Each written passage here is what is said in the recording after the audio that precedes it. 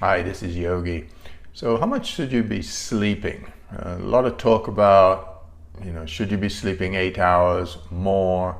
Should you just be sleeping until you wake up? Some people say get up at 4 like we do as yogis, or 5 o'clock club is better, get up then. So, lots of different talk about how much time you should be sleeping and what time you should be getting up. Now, from the Ayurvedic perspective, the bodies are different.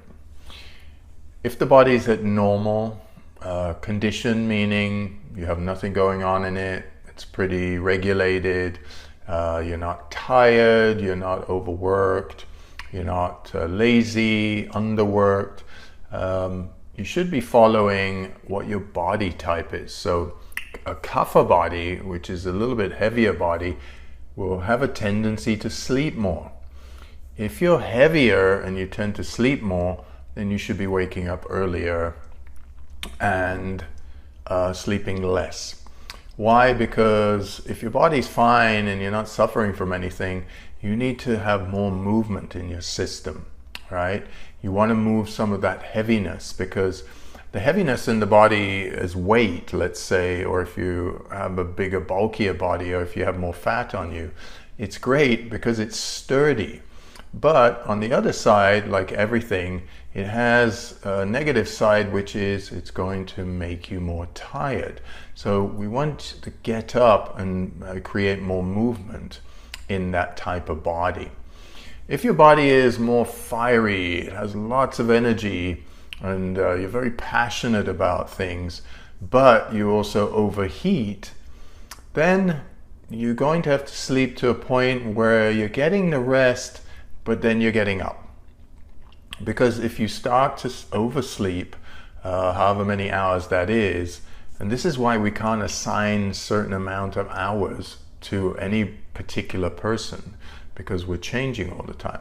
So that fiery person who's got a lot of energy needs rest so you don't burn out, but then you don't want to overshoot and sleep too much. Then you'll get groggy, and that sort of sense of tiredness, it's a false sense of tiredness, that you're not really tired but you overslept, and too much sleep suddenly gives you that feeling of grogginess, tiredness. And then the third type is if your body's very thin, you're very energetic, but then you tend to lose energy quickly, get tired, and then it builds up again, and then you get tired. You are going to probably have the most sleep because your body is thinner, it doesn't have enough fat on it or bulkiness to absorb all the energy around you, especially if you're in an office. You travel a lot, you fly a lot, you're on trains, planes, and automobiles kind of thing. You're going to need to sleep the most. But again, in all of our body types, because we are a mixture of these body types to a degree, right? So we can be very bulky and have a lot of fat on us, but at times we're very energetic. So in those times, we may be more tired, so we need to sleep more. So this is a general overview, but the main way that I would do it for myself is I have a time that I wake up every morning and a time I go to bed every night. It fluctuates and it moves 30 minutes this way or that way, or an hour to the max, but it doesn't fluctuate beyond that. But if I'm sick, let's say, and I'm very tired, or I've had very busy day and my mind is sort of very tired, then I might need a little bit more sleep, right? But you have to then differentiate between the mind tiredness and the body tiredness. Because when the body's tired, the body needs rest. When the mind's tired, it needs practices like yoga nidra, for example. Amazing for the mind to get it all quiet. So differentiating between yourself, individual body type, then are you tired in the body or mind? Then do you have any kind of ailment, sickness that needs rest, right? So at no point can we say 8 hours is better, 10 hours is better, 4 hours is better. It's really an individual thing, because ultimately we're trying to keep our body and mind at optimal activity and purpose, but at the same time we're keeping that balance where we're not tipping in one direction, getting lazy, or tipping in the other direction and burning ourselves out.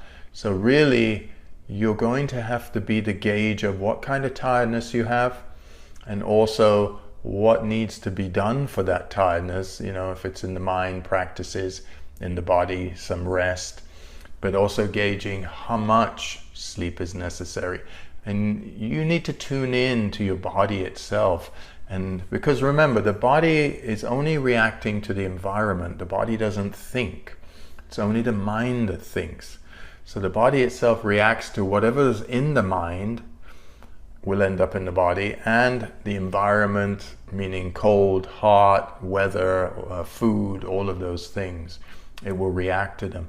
So how much sleep you need is really going to depend on how much thinking you do, what kind of activity you're putting your body through. That includes exercise, diet, travel, all of those things.